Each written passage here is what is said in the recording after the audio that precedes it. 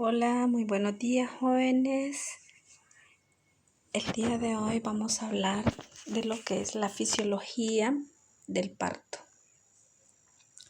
En definición, pues un parto normal es un proceso fisiológico único que la mujer finaliza con su gestación a término.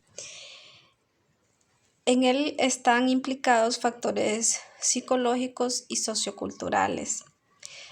Su inicio es espontáneo, se desarrolla y termina sin complicaciones. Culmina con el nacimiento y no implica más intervención que el apoyo integral y respetuoso del mismo.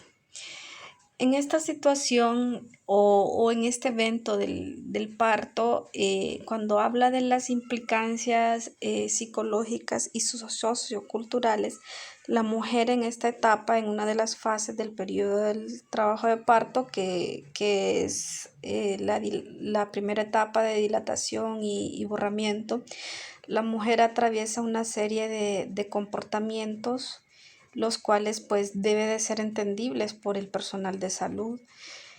Y cuando hablamos de socioculturales hay personas o hay mujeres que a veces es su primer parto institucional, que significa que los demás han sido en casa atendidos por una partera, entonces para ella es difícil, por ejemplo, que le realicen un tacto vaginal, tener a su hijo en la camilla ginecológica. Hay muchas mujeres que quieren tener a sus hijos en cuclillas y como personal de salud no respetamos esa decisión de la mujer y de hecho está normado. La norma nos establece que el parto debe de ser atendido en la posición que mejor favorezca, oigan bien, que favorezca a la mujer. Entonces, tenemos que respetar eso como Secretaría de Salud a nivel de todas las salas de atención de partos. Se debería de tener una implementación con todas las medidas de asepsia y antisepsia para que la mujer pueda tener su parto en cuclillas. Lo ideal sería tener una silla vertical como la que tiene el materno infantil, la cual fue donada por la Fundación Dar a Luz Honduras, pero lastimosamente pues no las tenemos y de una u otra manera pues respetamos ese derecho que tiene la paciente de elegir la posición en la cual pues desea tener a su hijo. Bien, el trabajo de parto consiste en una serie de contracciones continuas y progresivas que ayudan a que el cuello uterino, o sea, el cérvix, se abra y adelgace, o sea, que haya dilatación y borramiento, para permitir que el feto pase por el canal del parto. El trabajo de parto suele comenzar 2 semanas antes o 2 semanas después de la fecha probable de parto. Sin embargo, nadie sabe con exactitud qué es en sí lo que desencadena el trabajo de parto. Aunque se tiene una serie de factores, ¿verdad?, desencadenantes del parto, que son teorías neuroendocrinodinámicas. Entonces, vamos a hablar de un factor que es el factor endocrino, que esto es causado por una disminución de los niveles de estrógenos y progesterona.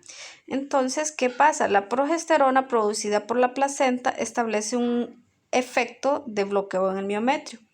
Al disminuir esta cantidad o esta producción de progesterona, desaparece el bloqueo y sobrevienen lo que son las contracciones uterinas sincrónicas características de parto. Entonces, cuando hablamos de contracciones características de parto, son contracciones que van a tener un efecto a nivel del cérvix, o sea que van a provocar que el cérvix se dilate y se borre.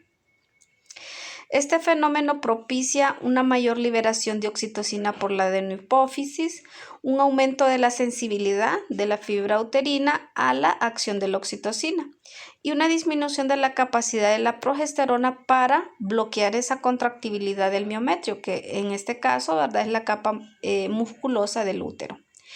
La teoría de la oxitocina, al finalizar el embarazo, aumentan notablemente los niveles de oxitocina, lo que provoca el inicio de las contracciones del trabajo de parto. ¿Qué significa ello? La mujer, ¿verdad?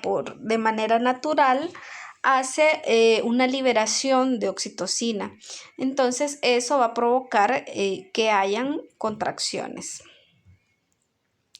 La teoría neural inicia pues con la liberación inicial de la oxitocina, hay compresión del segmento uterino y del cérvix por el feto, hay una estimulación química de las raíces medulares posteriores, estimulación de los núcleos supraóptico y paraventricular del hipotálamo, liberación de la oxitocina por la neurohipófisis.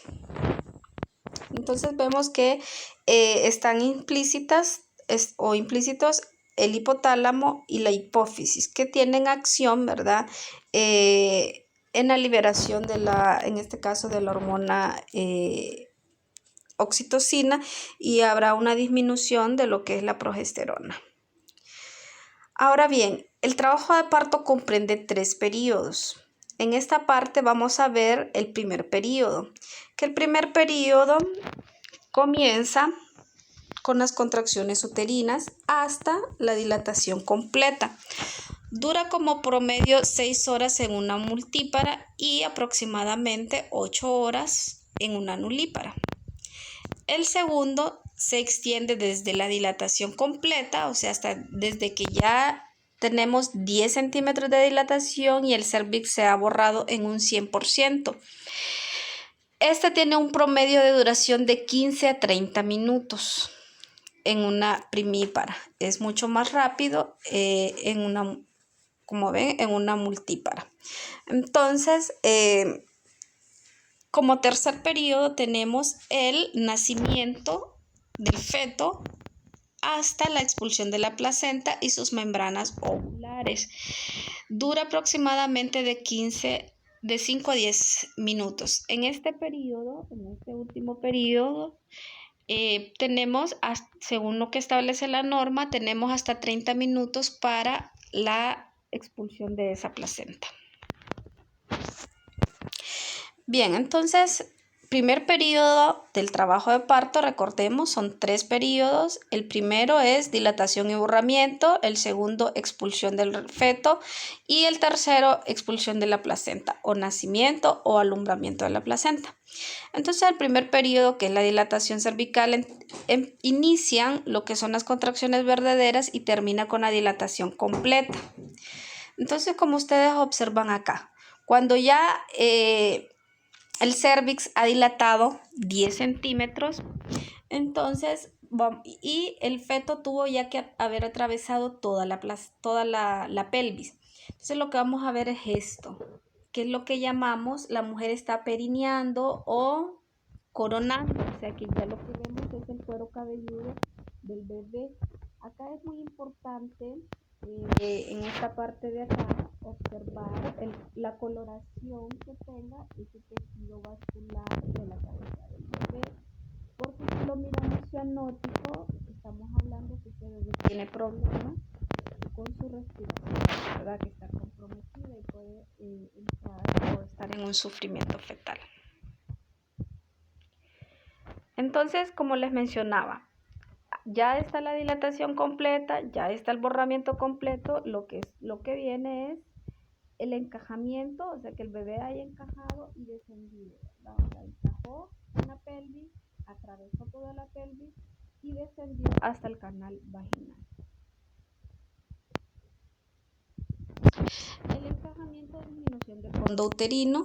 Acá, como les mencionaba, la pelvis tiene un diámetro interespinoso más o menos de 10 centímetros, un diámetro biparietal de más o menos 9.5 centímetros. ¿Qué pasa, por ejemplo, si el bebé es muy grande? Es mucho más grande que esos diámetros. Significa que ese bebé no podrá atravesar la pelvis. Entonces, eso lo conocemos como una desproporción cefalopélvica, que en la guía que les dejé, pues ahí tienen que buscar, ¿verdad? Es una de las preguntas, que es la desproporción cefalopélvica, para que tengan una mejor comprensión. pero hablamos de que el tamaño del producto es mucho más grande que los diámetros que tiene la pelvis. Los cambios cervicales, el útero no grávido de 4 centímetros de espesor empieza a borrar y a dilatar un poco. El borramiento va de 0 a 100%. Cuando está en un 100% se ha borrado completamente y está listo. El trabajo de parto falso son contracciones uterinas dolorosas, pero que no tienen afecciones sobre el cuello uterino, o sea que no hay borramiento, no hay dilatación. La ruptura prematura de las membranas, pues las membranas que contienen el líquido amniótico que protegen al feto de las infecciones al final del primer periodo de 4 a 5 centímetros. Entonces, estamos hablando que cuando hablamos de una ruptura prematura, significa que las membranas ovulares se rompieron antes de la gestación a término. También tenemos las rupturas espontáneas de las membranas y la ruptura artificial de las mismas. El tapón sanguinolento o tapón mucoso, también conocido como limos, es un signo inminente del trabajo de parto. Este sirve como barrera protectora y obstructiva durante el embarazo. Más adelante vamos a ver una imagen de cómo se observa el tapón mucoso durante el embarazo. Hay un aumento de energía, pueden haber molestias gastrointestinales como náuseas y vómitos. Tenemos los fenómenos activos y pasivos del trabajo de parto. Los fenómenos activos son las contracciones uterinas y la prensa abdominal y las de la prensa abdominal y diafragmática, que originan los pujos, los cuales son llamados fenómenos activos del trabajo de parto. Entonces, en palabras simples, los fenómenos activos son los pujos. Los componentes dinámicos de la mecánica del parto. Tenemos el inicio de las contracciones uterinas, luego habrá un descenso del producto, una comprensión de la ámpula rectal y de la vejiga por la presión, ¿verdad?, que está haciendo el producto, en este caso el feto. Aparición del reflejo de pujo, la mujer empieza a sentir ese deseo de pujar. Ustedes van a escuchar a las pacientes las expresiones como ya me hago pupú o quiero hacer pupú. Eso es el reflejo o la aparición del reflejo de pujo. La contracción voluntaria de los músculos abdominales y diafragmáticos, un aumento de la presión intraabdominal y un aumento de la presión amniótica intramiometrial. Los fenómenos pasivos del trabajo de parto son las modificaciones producidas por la actividad de la onda contráctil del útero. Bien, entonces vamos a ver en esta imagen, vean cómo se mira un cérvix no borrado, no dilatado, como lo pueden ver en la primera imagen, en esta parte de acá. Luego tenemos acá un cérvix parcialmente dilatado y parcialmente borrado. O sea que, miren, se observa que el cérvix no ha borrado completamente. Y en esta parte de acá, en esta otra imagen, vemos cómo el cérvix está borrado en un 100% y dilatado en 10 centímetros. Entonces vean la diferencia, ¿verdad? Cuando no está dilatado y cuando ya está dilatado.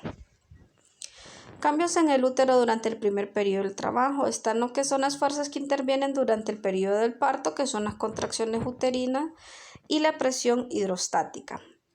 Las contracciones uterinas, como ya los mencionábamos, dan origen, ¿verdad?, con la liberación de la oxitocina, lo cual va a provocar que haya contracciones a nivel de todo el útero, haciendo su mayor presión en el fondo de útero. Y la presión hidrostática de las membranas contra el cuello y el segmento inferior, y o la presión de la parte que se presenta. Como resultado de estos dos cambios, ¿verdad?, ¿qué es lo que habrá? Habrá en el cuello o en el cérvix un borramiento y la dilatación. Que el borramiento, pues, es la disminución de la longitud del conducto cervical desde donde se donde una extensión normal de aproximadamente 2 centímetros hasta llegar a un orificio circular con bordes tan finos como el papel. Este borramiento pues se mide en porcentajes que van de 0% hasta 100%. Entonces vean ustedes, miren cómo se observa acá en la imagen. Acá tenemos primero, ¿verdad? Un cuello, en esta parte, este es el cuello, lo que observan aquí. Esta parte de acá, miren, esto es un cuello, ¿verdad? Sin borramiento y sin dilatación. Ya lo vemos aquí, un cuello borrado y con un poco de dilatación, más o menos 1 centímetro. Acá ya miramos un cuello con 5 centímetros de dilatación y aquí completamente. Entonces vean ustedes cómo desaparece. Miren, en esta parte de acá. Comparamos esta última imagen que aquí ya tiene 10 centímetros de dilatación, ya tiene un 100% de borramiento. Comparamos con uno que no está dilatado y que no está borrado. Vean la diferencia entre la primera imagen,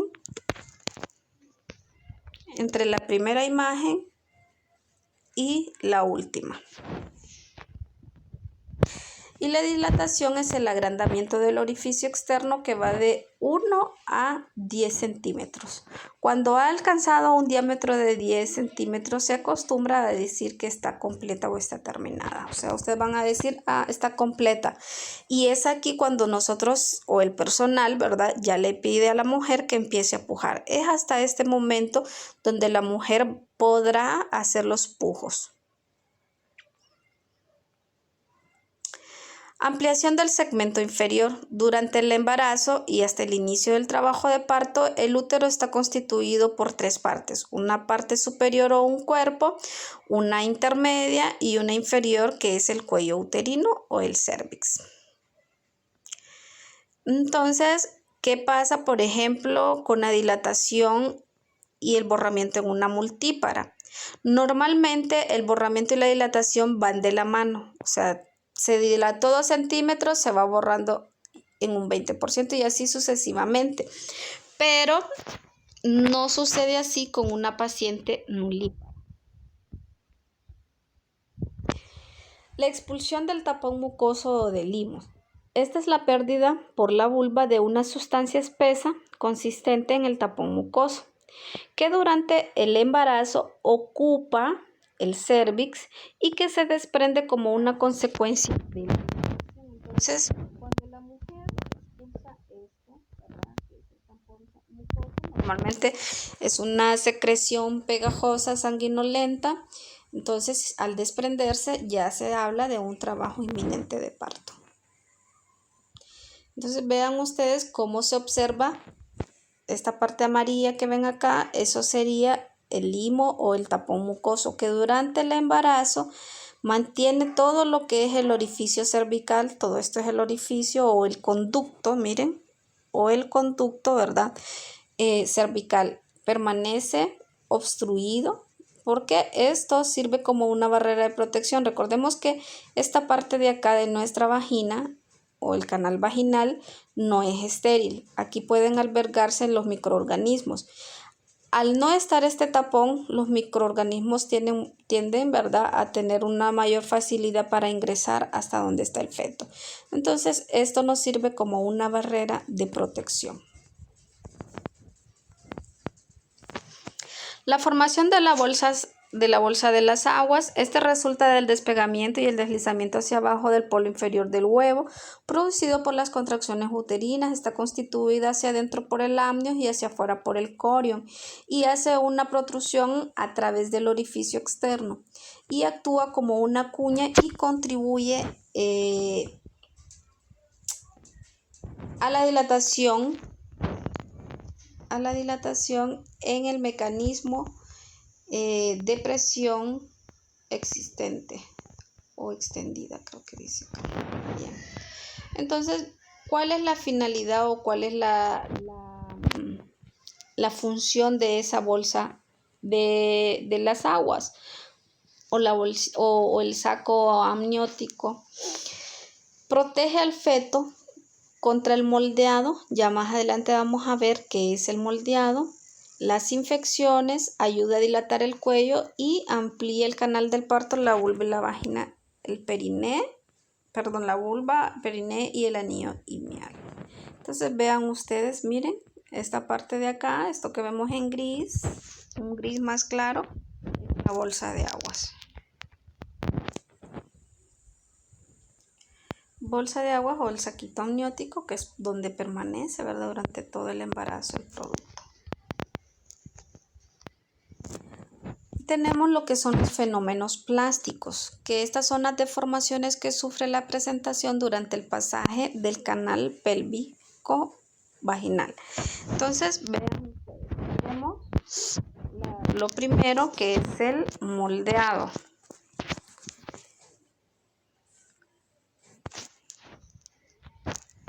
Que el moldeado, pues, es un cambio en la forma de la cabeza como resultado de un cabalgamiento de los huesos blandos del cráneo. Entonces, ¿qué significa? ¿Han visto ustedes algunos niños, por ejemplo? Recordemos que la cabeza de un recién nacido está conformado por muchas suturas, ¿verdad? Y de hecho, por eso se menciona que un recién nacido tiene más huesos que una persona adulta, que esas suturas luego se van a ir cerrando. Entonces, hay un cambio en esa forma por esa situación del cabalgamiento de los huesos, como lo observamos en esta parte de acá. Y luego tenemos lo que son, ¿verdad?, el cabalgamiento, que esto es cuando un hueso se superpone o una superposición de un hueso sobre otro y que busca un diámetro ideal para salir de la pelvis. Y luego tenemos el caput sucedáneo, que estos dos últimos, junto con el cefalohematoma, son los más comunes. El más común es el caput sucedáneo, que esta es una inflamación difusa en todo el cuero cabelludo del recién nacido, ocasionado por la presión del útero o la pared vaginal durante el parto, y se forma lo que es el occipucio. En el occipucio, entonces ustedes lo ven acá, miren, es como un aumento del tamaño en la cabecita del bebé. Las personas normalmente lo conocen con esta expresión, un chichote, dice, nació con un chichote mi bebé. Y eso fue ocasionado por la madre. ¿Por qué? Porque la madre empezó a pujar antes de tiempo. Recordemos que la madre va a empezar a pujar cuando tenga 10 centímetros de dilatación. Mientras no tenga esos 10 centímetros de dilatación, no debe de pujar. Entonces, esto es lo que sucede, ¿verdad? Como consecuencia de los pujos precoces.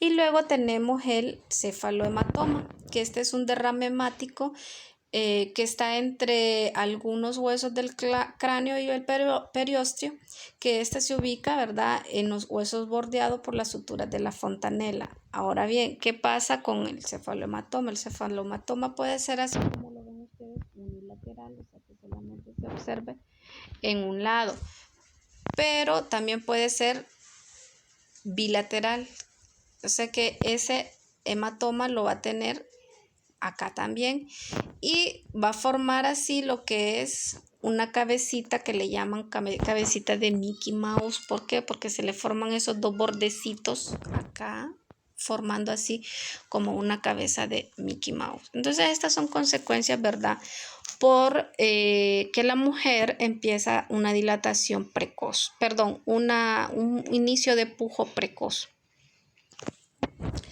Bien, cada contracción consta de 3 fases, lo que es el incremento, el acné y el decremento. El incremento, ¿verdad?, consiste en que la mujer va a sentir que se endurece la pared abdominal, pero no siente dolor.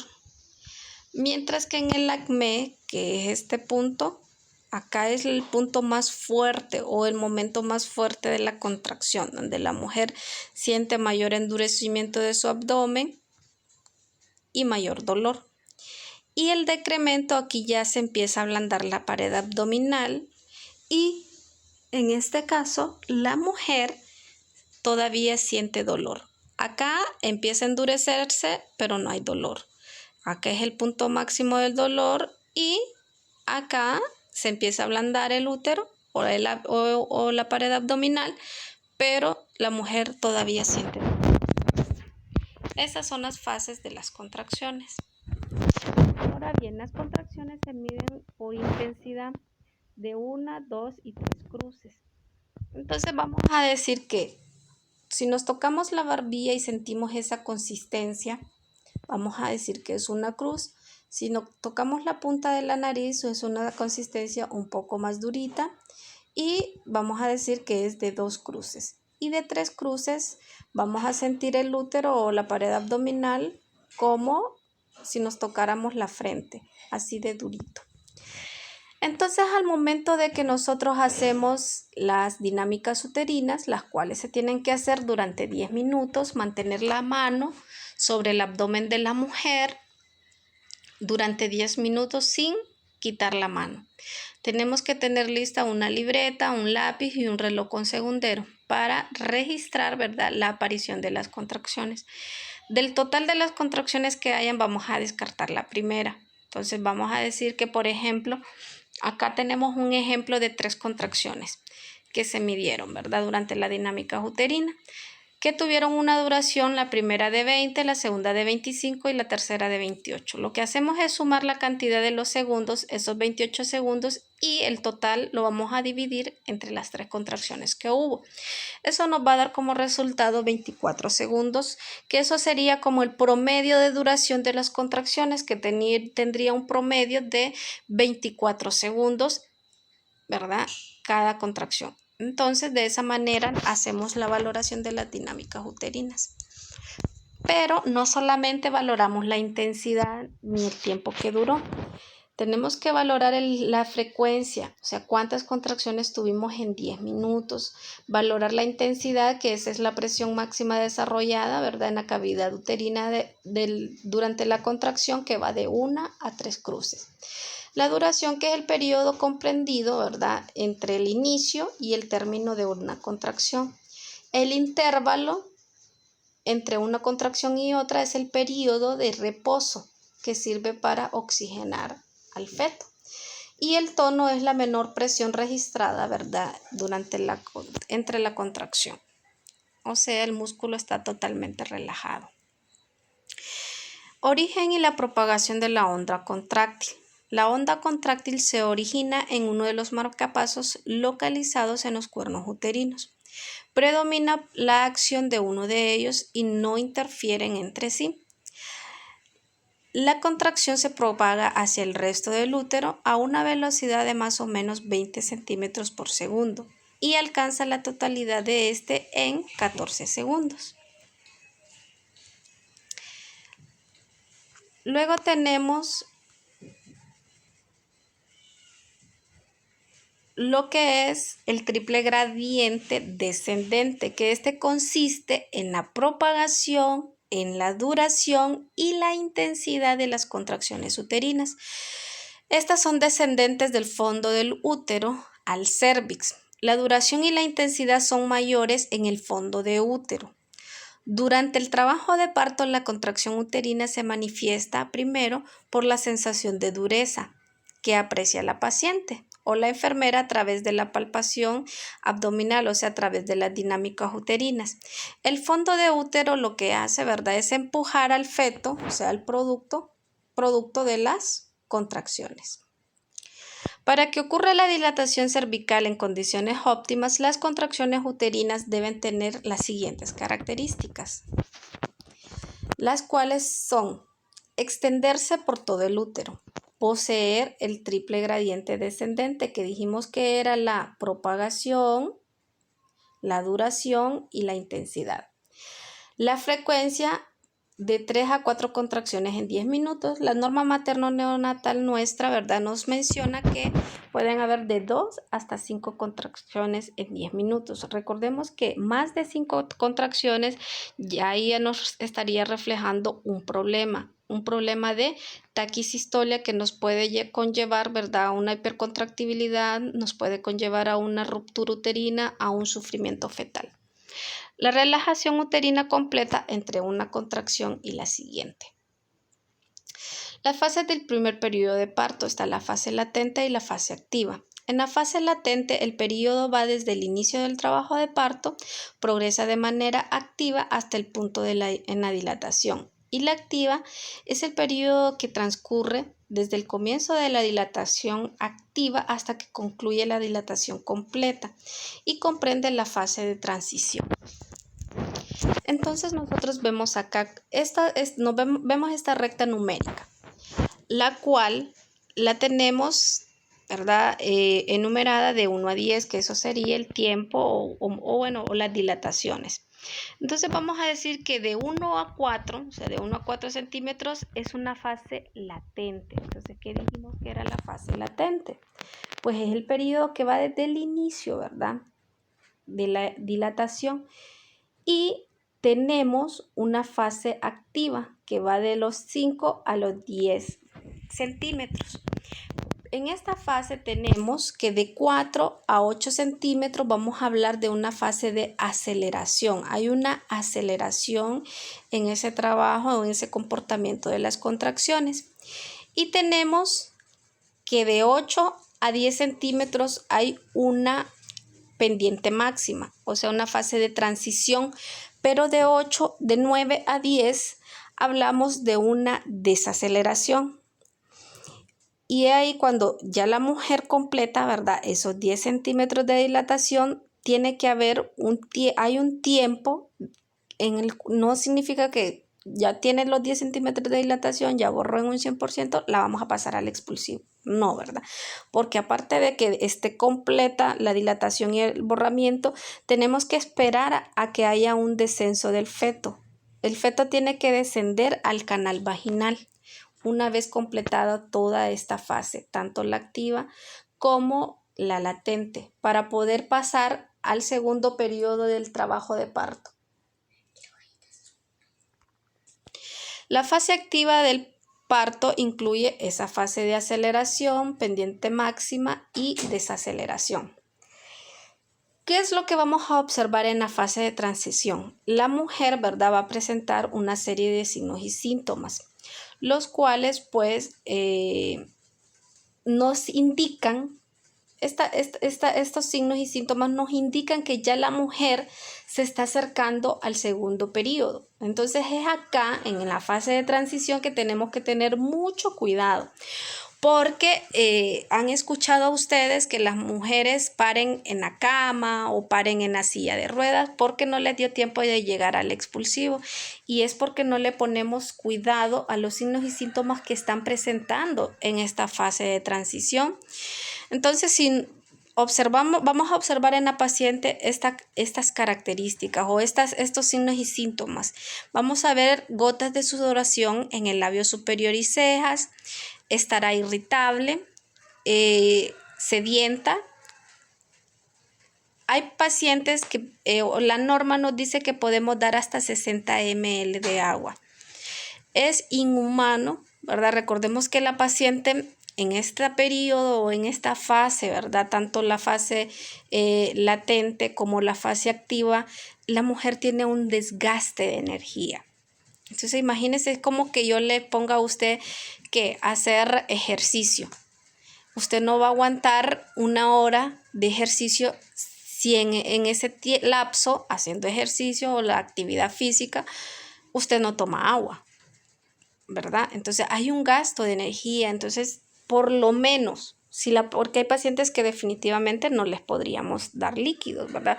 No le podemos decir, para saciar la sed necesitaríamos mínimo un vaso de agua.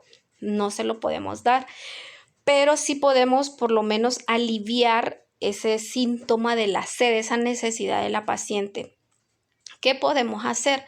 Podemos tomar una gasa estéril, ¿verdad?, una gasita, y la mojamos con agua potable, agua de tomar. La humedecemos y lo que hacemos es, ¿verdad?, impregnar o mantenerla, ¿verdad?, en la boca para hidratar por lo menos la boca y la mucosa. Los calambres en el glúteo, muslo y piernas, hay temblor en las piernas, las pacientes presentarán castañeo en los dientes, puede haber ruptura de membranas espontáneas, ¿verdad? hay un pudor reducido. De hecho, hay pacientes que se desvisten, se quitan su bata y están así, que no sienten pena ni nada, ¿verdad? Anorexia, los dedos pulgares tienden a arquearse con cada contracción. Entonces, ¿qué pasa si nosotros observamos estos signos y síntomas? Tenemos que estar muy atentas de la paciente para cuando ya esté coronando o perineando, porque ya está muy cerca del segundo periodo, que el segundo periodo es el expulsivo. Y acá tenemos lo que son los planos de Hodge o planos de Lee. Los planos de Hodge se registran con números romanos que va de 1 a 4. Y los planos de Lee, esto, ¿verdad? Lo que se registran o se manifiestan o los tenemos registrados en el partograma como un plano cartesiano con un eje positivo y negativo, por decirlo así. Tenemos 0, luego menos 1, menos 2, menos 3, menos 4 hacia arriba. Y hacia abajo tenemos 1, 2, 3, 4. Entonces observamos acá. Miren, tenemos los planos. El primer plano es una línea imaginaria que es esta. Esto que tenemos acá es una pelvis. Entonces, una pelvis que la vemos de manera lateral. Entonces tenemos lo que es el borde superior, que sería este, ¿verdad? De la pelvis. Entonces acá tenemos el borde superior y el borde inferior. Entonces digamos que a esta parte de acá, al numeral 2 o el plano 2, podemos decir que aquí tenemos la mitad de la pelvis. Entonces todo esto de acá arriba sería la pelvis mayor y la pelvis menor. El segundo plano, todos los planos están en paralelo. Entonces el segundo plano pasa por el borde, como ustedes observan acá, miren, pasa por el borde inferior de la pelvis. Perdón, del pubis. El tercer plano pasa por las espinas isquiáticas. Y el último plano, que está paralelo a los 3 planos anteriores, pasa por la punta del coxis. Entonces, estos son los planos de Hodge, que esto lo vamos a ver mucho más detallado, ¿verdad? Para que ustedes vean en qué nos sirve, cómo es que ubicamos la variedad de posición de acuerdo a los planos. Eso lo vamos a ver en la parte de partograma. Y acá tenemos, ¿verdad?, cómo está compuesta las suturas craneales de la cabecita, ¿verdad?, de un bebé, de un feto. Y acá tenemos el eje de variedad de posición.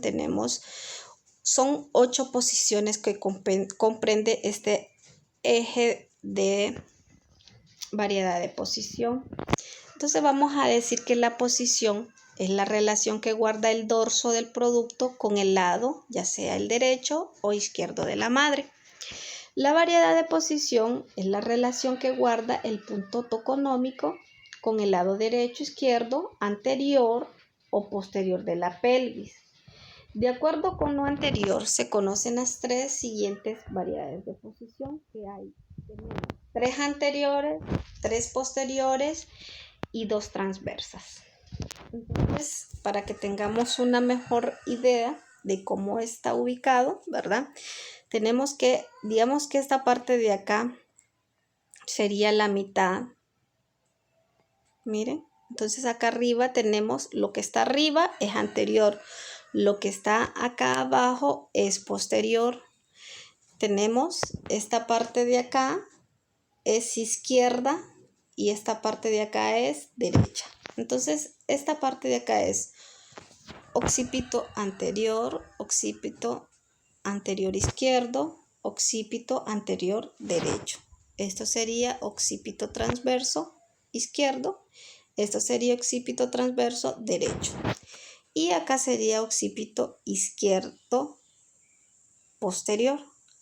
Aquí sería el occipito posterior y acá el occipito derecho posterior. Para ello yo les voy a a grabar un video, ¿verdad? Donde les voy a enseñar cómo ubicar la variedad de posición, ¿verdad? ¿Qué cuidados debemos tomar en cuenta? Tenemos que hacer una valoración de la presión arterial. La presión arterial se tiene que registrar en el partograma cada hora. ¿Qué significa? Que cada hora tenemos que estar tomando la presión de la paciente, ¿verdad? Su presión arterial y registrándola. La frecuencia cardíaca fetal, según lo establece la norma, se tiene que valorar cada 30 minutos. Las contracciones uterinas a través de las dinámicas se tienen que hacer cada hora. No se deben registrar más de 4 tactos vaginales, así está establecido por las normas, no más de 4 tactos vaginales. ¿Qué pasa si excedemos la cantidad de 4 tactos? De una u otra manera, ¿verdad? Estamos exponiendo a un proceso séptico tanto a la madre como al feto. La valoración del bienestar materno y fetal.